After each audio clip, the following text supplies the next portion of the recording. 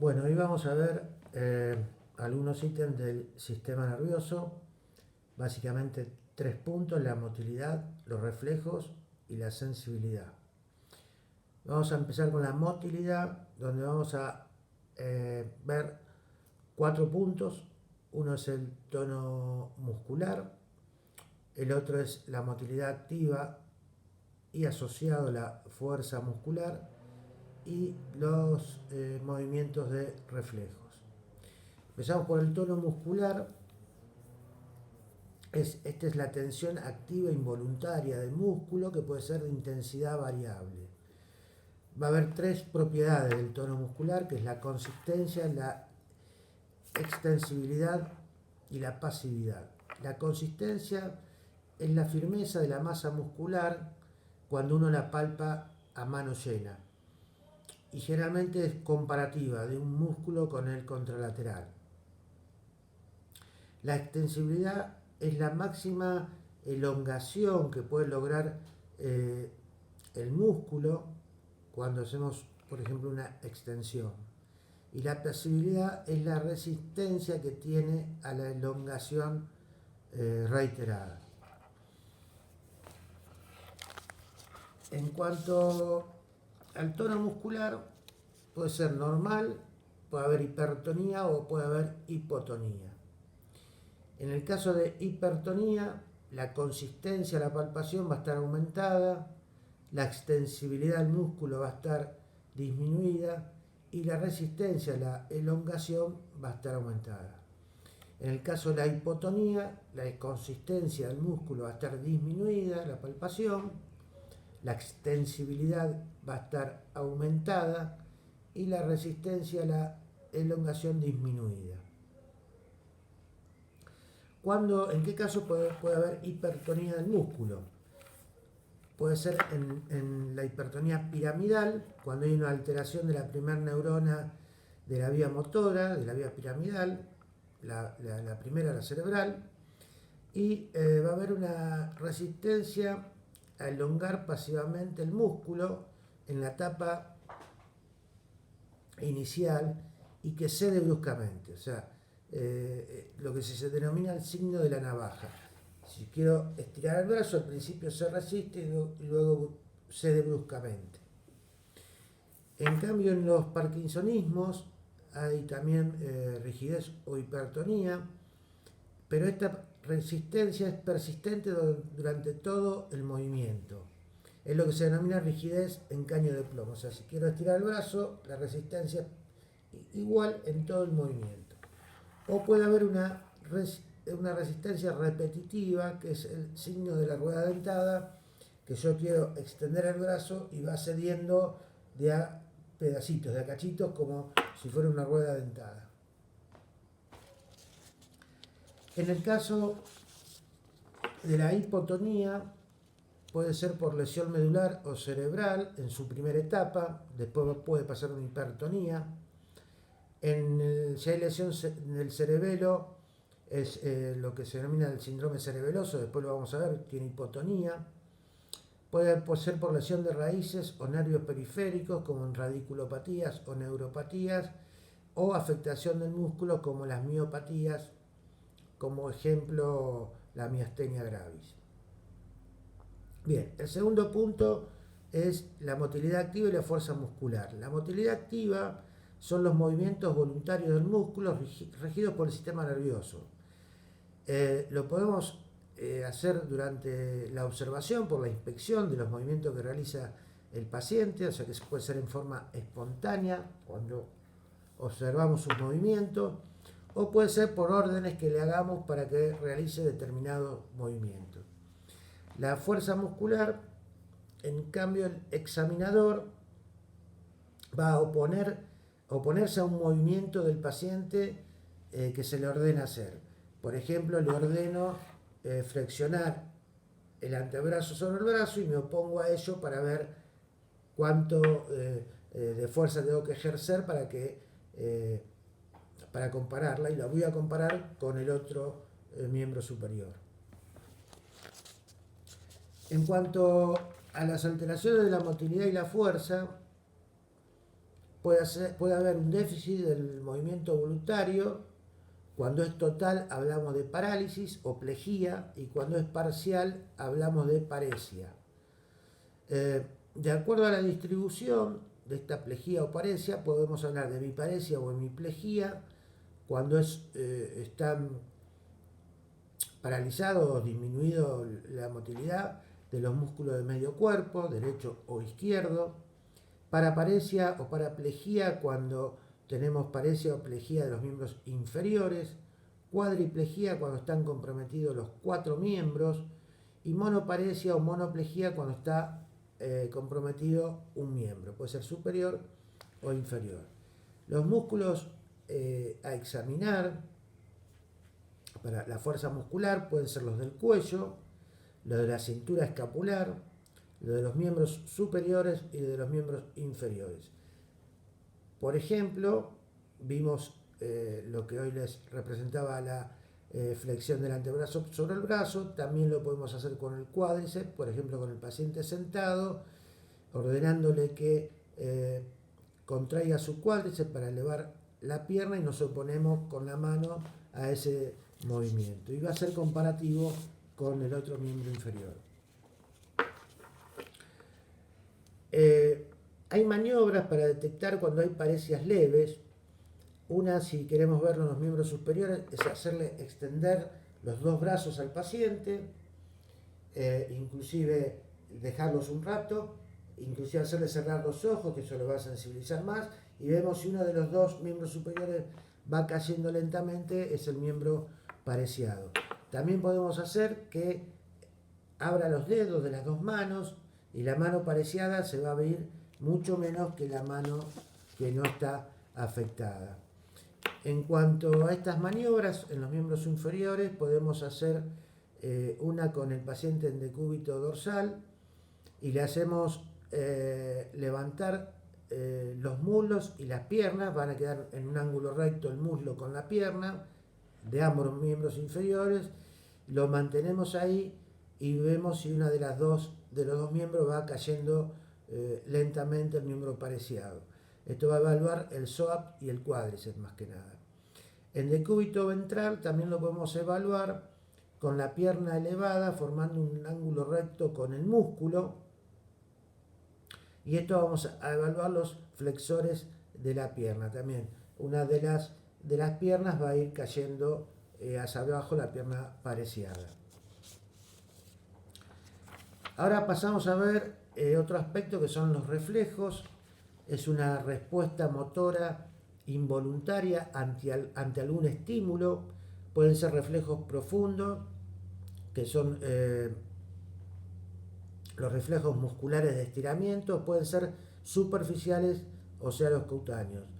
Los profundos se pueden hacer con el paciente acostado o sentado, tiene que estar relajado, y vamos a utilizar un martillo sobre el tendón que vamos a evaluar, el músculo que vamos a evaluar, o sobre nuestro dedo apoyado en el tendón del paciente. En cambio, los superficiales, el estímulo lo vamos a hacer en la piel, y esta va a producir un movimiento muscular. Vamos a ver cuáles son los principales reflejos musculares. Uno es el bicipital. Vamos a hacer a sostener el brazo del paciente sobre uno de nuestros brazos, estamos enfrentados, y vamos a percutir sobre el tendón bicipital, directo o con un dedo nuestro apoyado sobre el tendón del bíceps. Va a haber una flexión del antebrazo sobre el brazo, y va a estar evaluando el centro reflejo de la C5 y C6. O sea, ese reflejo corresponde al quinto y sexto segmento cervical de la médula. El tricipital, lo que vamos a percutir es 1 o 2 centímetros por encima del olecranon. También vamos a sostener el brazo del paciente, dejando colgado el antebrazo, y al percutir el tendón por encima del olecrano va a haber una extensión del antebrazo sobre el brazo. Este reflejo corresponde a C5, C6, C7 de la médula espinal. En cuanto a otro reflejo, puede ser el del supinador largo. Sostenemos el antebrazo del paciente sobre nuestro antebrazo y la percusión la hacemos en la cara palmar de la muñeca, 2 centímetros por encima de la muñeca, cerca de la apófisis estiloide del radio, un poquito por arriba, 2 centímetros, y va a haber una flexión del antebrazo sobre el brazo y una leve supinación. También corresponde a C5 o C6.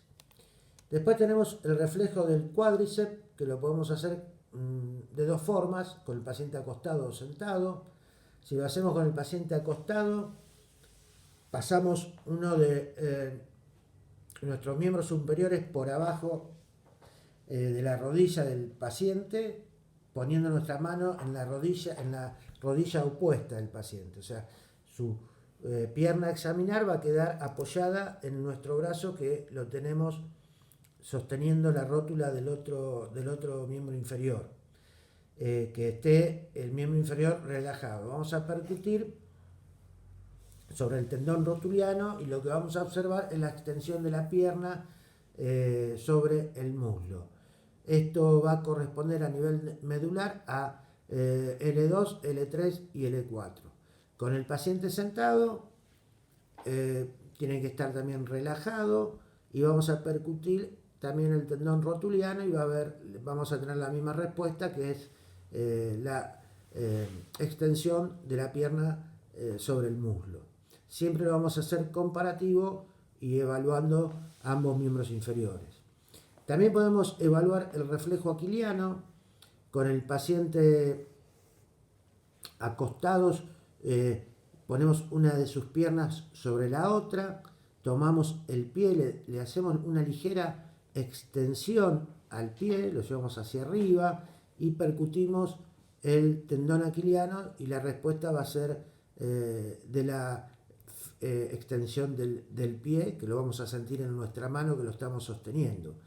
También lo podemos hacer con el paciente sentado, elevamos con una de nuestras manos un poco el pie, lo extendemos y percutimos el tendón de Aquiles. Esto va a corresponder a nivel medular a L5, S1, S2. En cuanto a los reflejos superficiales, los más comunes, tenemos el cutáneo abdominal. El paciente está en decúbito dorsal y con una aguja hacemos una pequeña como raspadita, pero sin lastimar, por supuesto, desde afuera hacia la línea media. Lo que vamos a obtener como una respuesta es una desviación del ombligo hacia el lado estimulado, hacia afuera del lado estimulado. Este reflejo cutáneo abdominal puede ser superior, medio o inferior. El superior es por arriba del ombligo, casi llegando a la apófisis tifoides. El medio es a nivel del ombligo y el inferior es a nivel de las espinas ilíacas anterosuperiores.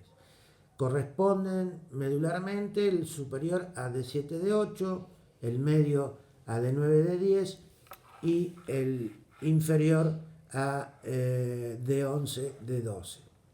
Después está el reflejo plantar, en el cual con el paciente acostado hacemos un raspado también con una aguja o una lapicera, el borde interno del pie desde el talón hacia arriba y luego hacia adentro pasando por la base de los metatarsianos.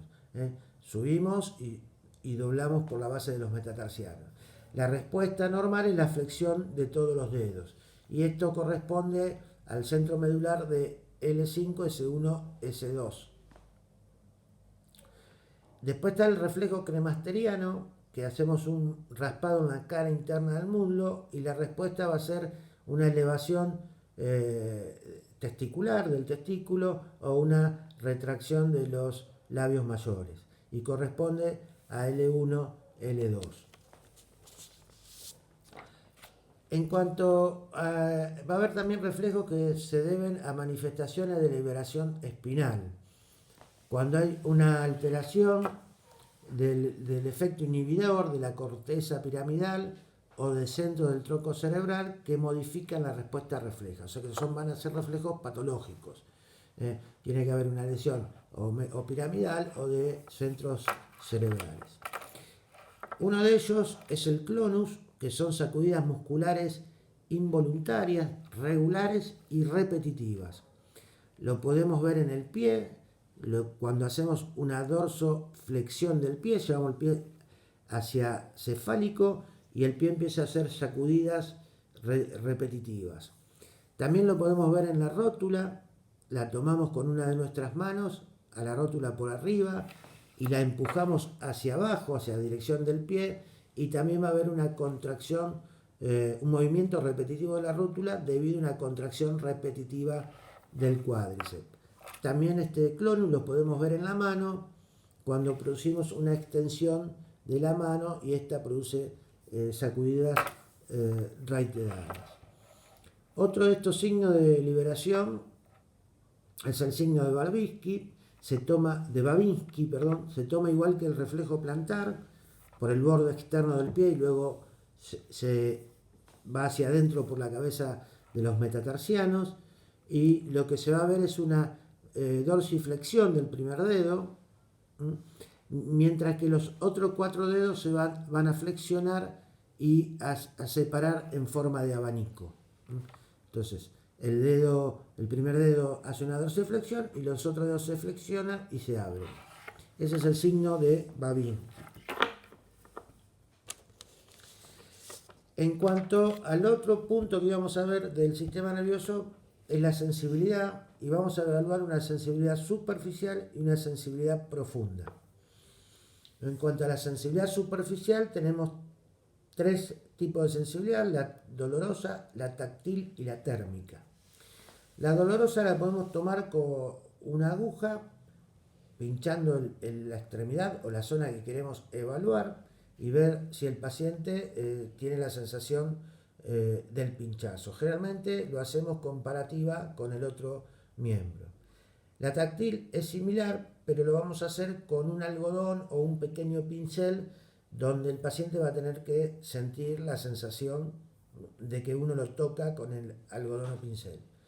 Y la térmica la podemos hacer con 2 tubos de ensayo, en uno en agua fría y la otra con agua tibia, y ver si puede discernir las 2 sensaciones de temperatura. O también hay un aparato que tiene como una forma de U.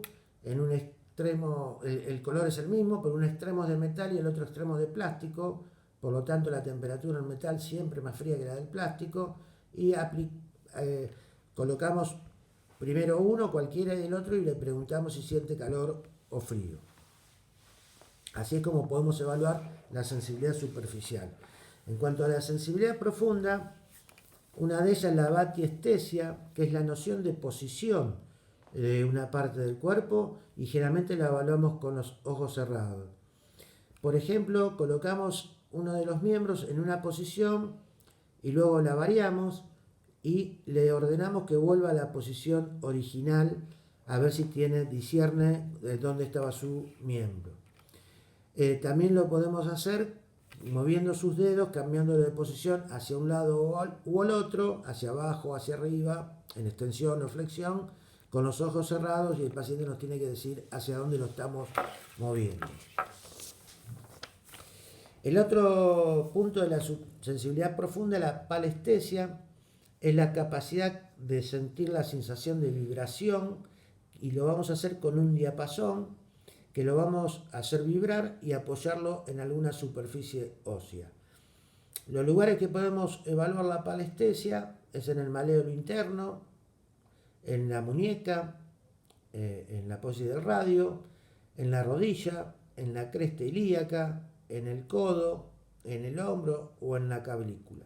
También va a ser comparativo de un lado con el otro, a ver si tienen mayor sensación de vibración de un lado que el otro, o lo podemos comparar con nosotros mismos. Por ejemplo, hago vibrar el diapasón, se lo apoyo en el maléolo interno de la pierna, y cuando él lo deja de sentir, me lo apoyo en el radio mío, en la apófisis del radio, Si sigo sintiendo la vibración, es que el paciente la dejó de sentir antes. O sea que va a ser siempre comparativa con un lado y el otro con el examinador mismo.